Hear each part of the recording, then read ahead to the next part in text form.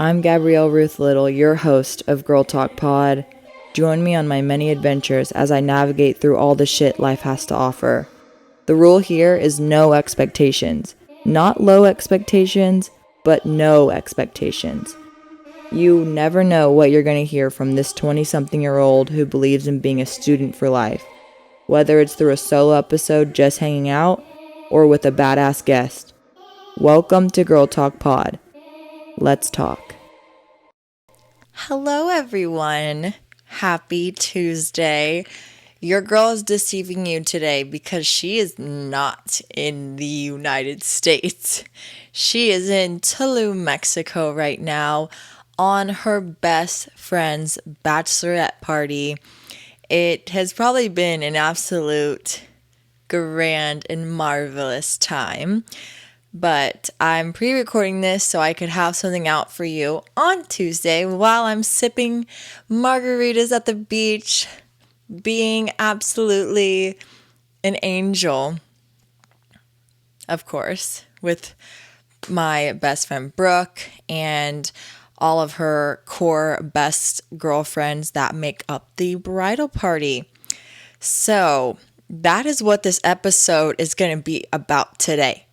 It is titled Maid of Honor from Hell, and that is because there are going to be some stories in here about my experiences being the maid of honor and how I have been a shitty maid of honor, I've been a great maid of honor, I've been a disassociated maid of honor, and bridesmaids in between. So we're going to get into that. Whether you've experienced this yourself or you're going to experience it at some point in your lifetime. So I just want to talk about some of the experiences that I've had that have not been all fun and dandy, but also I want to share some of the experiences from a bride's perspective. So I'm going to do a mini interview, a minterview, shall I say, with my best friend Brooke. I already kind of sent her some questions, so I'm just going to read them, and then we're going to you'll get both perspectives. And also, crazy, if you're hearing this and you're seeing this, that means that we are on YouTube. Girl Talk Pod is on YouTube. So my content on social media is going to be a little different because I'm recording a little bit different for right now, but we are going to be on YouTube. So if you're watching this on YouTube and you see me look over here, it's because the screen is over here and that I keep looking at myself because my lip gloss is popping. So I'm probably going to flip that around so I don't look at myself. So let's get into the episode. Episode number 8. Your girl's drinking margaritas right now, but I'm here with you in spirit. So I have been a bridesmaid 2 times, and this is my first time being a maid of honor. So we're going to talk about the initiation of becoming a bridesmaid and the pressures that being a bridesmaid really can be on somebody. And before you come for me and say, Gabrielle, it's just a season. Okay, it's just a fucking season when not all of your fucking goddamn friends and family members are getting married at the same time. Which, that's not necessarily what's happening right now, but within year gaps. And being a bridesmaid can be fucking expensive. It can be time committing in a time where you don't have that much money and you don't have that much time. So we're going to talk about all things.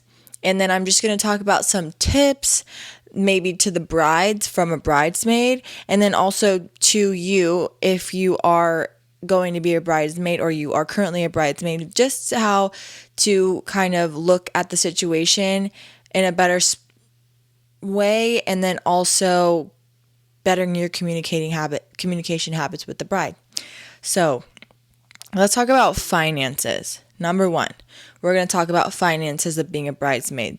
It can be extremely expensive depending on the bride. I have been a bridesmaid in a wedding that really wasn't that expensive. And all of the expenses were clearly laid out in the beginning. And that was awesome. She already knew where the bachelorette was going to be. She already knew what dresses we were getting, everything. I loved that. That was super organized. I understand that if you have a longer wedding season, maybe you can't plan all those things out. I get it.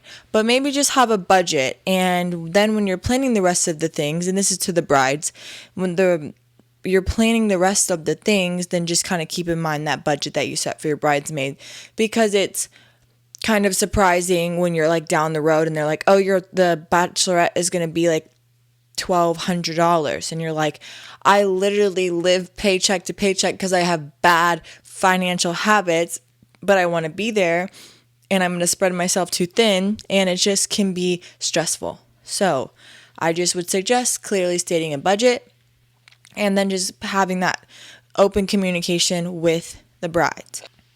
I've also been involved in a wedding that had a ton of commitment financially and time. She is one of my really good friends, and she is from a different culture than I am. And culturally, they have a ton of celebrations up until the wedding, and then the wedding is huge and magnificent and amazing. So, but she did ask me prior to doing the bridesmaid invitation, dinner boxes, all those things. She asked me and was like, I want you to be my bridesmaid. Do you think that you can afford it? And this is kind of what it's going to be. And then do you have the time commitment? I thought that was extremely considerate, and I was able to think about it, and she was totally okay if it was something I wasn't okay with, and I knew it wasn't going to affect our friendship.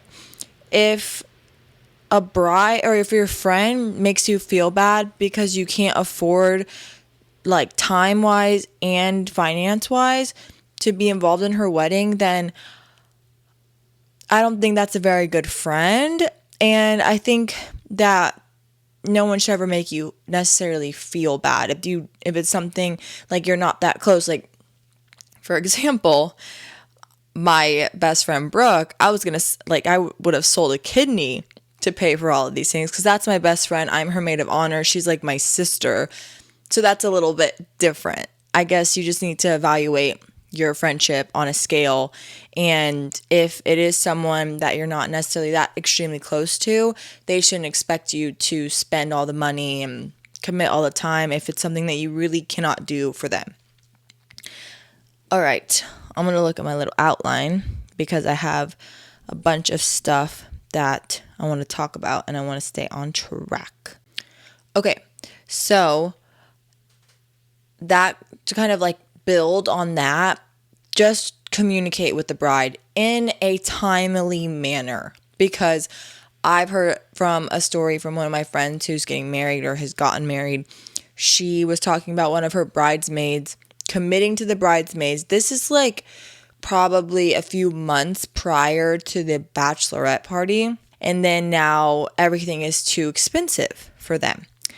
And that's a little whack. But when you're committing to something, I'm not saying that your life goes on hold when you're a bridesmaid. I 100% understand that. I'm going to get into a story that Brooke and I experienced together, and it'll build on that. But your life does not go on hold when you're a bridesmaid. Understand. But when you decide to commit and be a bridesmaid, you better stand true to your commitment and communicate. That's like, shit happens, life happens, but communicate, be open and honest to the bride, because she already has so much stress in her life.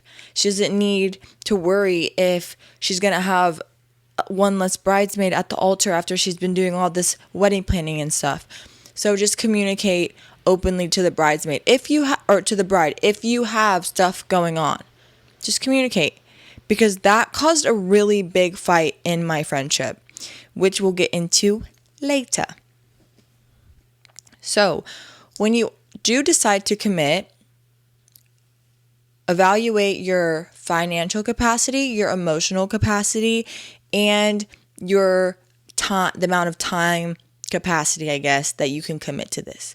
Because I guess it varies bride to bride, but if it is going to be a bride that requires a lot of your time, just know that you're going to have to commit a lot of time if you decide to commit. And you're not forced to commit, but if you prioritize, give yourself enough time to get organized as well, then everything should be a breeze. It's just the lack of planning. If you fail to plan, you plan to fail. Duh. Period. Okay. Also, I'm going to get into the story because I feel like then we can just build onto that. The story about Brooke and I getting into a huge argument last summer. And this is where the title comes, Maid of Honor from Hell, because I was her. And let's rewind all the way back to the engagement. So, Brooke's engagement, shout out to her fiance because I love him, and this is the only reason why I did all this is because I love him and I love them. Cade is like a brother to me. So, planning her engagement, Cade kind of gave me complete control, whether I asked for it or not. Gave me complete control of doing her engagement, planning it, getting everyone together, doing all the things. So, being the best friend, knowing the proposal that she needed, I was like, all right, I'll take it. So for about 3 months, my entire life revolved around Brooke and planning her engagement. Like, it started a long time before that, but like those 3 months, it was like, and then like 6 weeks, it was like all I did was eat, breathe, sleep, Brooke's engagement. And I was so focused on that. By the time the engagement happened, I did not want to talk to her. And poor Brooke, because she had no idea. And I was like talking to Cade, but like my whole life was engulfed by her. And by the time the engagement was over, I was like, I need to not talk to you for a few weeks. And I didn't communicate that to her. I worked through some things in therapy where I was able to then kind of have a conversation. This was after the engagement, not the big fight yet. But I did realize I needed some space from her. So I talked about it in therapy, and then I talked to her about it on the phone because she doesn't live here. So a lot of this stuff we have done virtually, which is extra hard too when you are a maid of honor and your best friend is getting married. So, but you can do it. I committed to it, and I've done, I feel like, a really good job, and our communication now is just like really good, and it has to be because the wedding is destination, and then we are long distance from each other. But so after I had that conversation with her, and after I talked to my therapist, I went through my breakup, and then I was going through the beginning of my relationship, and my relationship with Cole was not pretty at the beginning, and it was stressful, and we were just dealing with a lot of stuff and really deciding like if this is something that we wanted to do. And I was just so engulfed in that, and I was not giving Brooke any of my attention. This actually led to a physical altercation at her engagement party, which we've recovered from, but it was just a lot going on in my personal life, and I just was not giving my time to her. And I understand, again, that the world does not revolve around Brooke in this season because she's getting married. That's her life, that's her marriage, but I am her best friend, and I committed to the role of best maid of honor ever. So I have to stick to my guns. And that's just how I see the situation. You commit to something, you follow through. If you can't commit fully, communicate that. Or if you can commit on this level, communicate that. And then the expectations are set. So I was just so focused on my life. And you've heard me say this in other episodes that last year was an extremely transitional year for me. And I was dealing with a lot emotionally. And I was really fucking busy. I launched one of my businesses last year, and took so much of my time. I really started personal training, and then I was just also I was spread so thin socially, and then I was starting a new relationship. So I had a lot going on. So I neglected the time that I committed to Brooke by being her maid of honor. So in the summer last year, she had our relationship started to strain, and we kind of drifted apart from each other. And in this time, you would think we would be glued tighter than ever, because it's literally my best friend is getting married. So she reaches out to me expressing how she's kind of disappointed in my lack of involvement in all the wedding things in this season of life for her that we've been talking about literally since we were in middle school. So you can just imagine, and she really led with emotion, and it wasn't necessarily like a blame Gabrielle for all that she hasn't done. She would just express to me how she expected it to be different, because I set those expectations for this season when I committed to being her maid of honor. So we talked it out. We had a great conversation, and ever since then, our communication has been so good. I told her how many things had been going on in my life, and it's just really had me distracted, and I didn't know that she felt that way. And also it was just a accountability on my part, but also letting her know I do have all this stuff going on, and I just was prioritizing that before I could, I guess, really prioritize this. And now we have such a healthy balance of her expressing what she needs and when she needs it, and me checking in with her, but she's not overwhelming me, and I'm taking what I can in whatever I have capacity for. So that is just the number one thing, is communication. Number one, communication. That's actually number one and the only number. That's the only number. It's just number one. Communicate. Because you would just be surprised on how chill and understanding people are if you just communicate what you have going on instead of like let them guess, So, what else? We are going to talk about the dynamics of the different friend groups coming together when the bridal party is mixed of people from, different parts of the bride's life.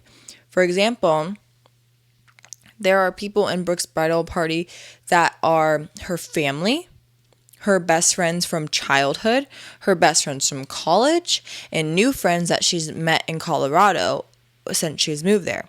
So these are people from all stages of life. Brooke has found things in them that she absolutely loves. So that's why she has befriended them, of course, and then asked them to share this extremely special day with her. But it can be really hard to go on a vacation or do events with people that you might not know that well, or you might not yourself have, met them without the intermediary, the bride. So I think when you're going on a bridesmaid's trip, when you're going on or doing like a bridal shower and a bridal party, or even the wedding, I think that it's really important to stay open-minded, 1. 2, try to get to know them on a deeper level so you're not dealing with any awkwardness. And then 3, when you're going on the bachelorette specifically, really communicate to the bride about, being comfortable maybe staying with this girl, or being comfortable staying with this girl, and then just kind of like buddying up with someone maybe. And if you don't really know anybody, talk to the bride and, say, hey, I don't really know that many people. Do you maybe have like a preference of someone that I could like buddy up with, or can you, maybe pair me with someone that's a little bit more like outgoing and, or someone that you think kind of like matches the same vibe as me. Just have those conversations so when you get there, you're not like nervous or anxious. But at the end of the day, your bride, who is your friend, I'm sure, unless they just have really shitty fucking friends, and then you need to evaluate yourself. That's a joke. I'm sure that your bride has picked people to be in her circle for the same reasons why she picked you to be her friend and her bridesmaid. So you just try to be more open to meeting people and trying new things with new people, because you just never know. I went on a bachelorette party with girls I barely knew. I've never hung out with any of them before we started doing this whole bridal thing, and I met them all through Nina.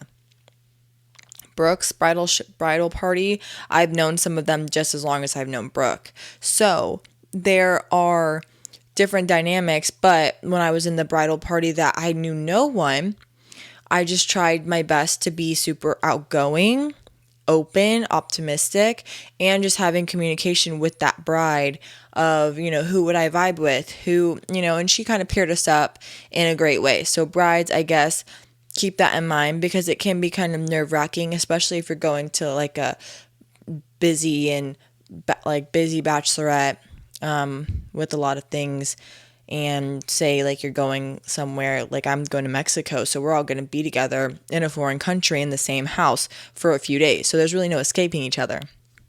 So that's a suggestion that I have.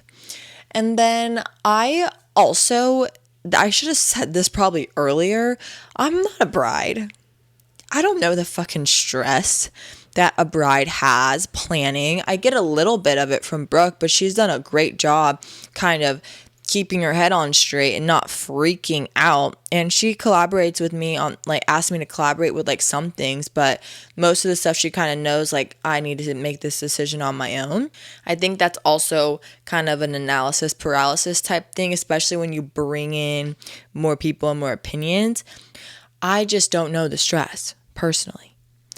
So when you think about it and you think about how freaking stressful that is, all the things that they have to decide and all the things they have to do, don't make it more stressful for them by being a little brat. Don't make it more stressful for them by expecting that they can read your mind when things are not going well for you. We're going to be better and more considerate, and we're going to communicate, and we're going to commit when we have the capacity. And I'm speaking for the bridesmaids. I'm not speaking for the brides. One day I'll do a bridal episode, a bridezilla episode. But I did listen to a podcast recently, and she is a bride, and she was spitting like honestly the same thing, just inverse perspective. She was talking about how you can't imagine that your bridesmaids can go bankrupt for your things, and just be considerate whenever you are planning these things, because you have to consider everyone else. She said it, that the world does not revolve around the bride just because it is your wedding season. It is your time for you and your husband, and then your friends are just there to support you along the way. So she said it. She was a bride. That's fine. That's her quote. And I'm just giving you my side. Okay, so I want to get into some of the questions that I asked Brooke and get her perspective as a bride. This is another bride perspective. And I think she's been honestly like the most ideal bride that you would want to be a maid of honor and bridesmaid for, because she's like super independent, super self-sufficient.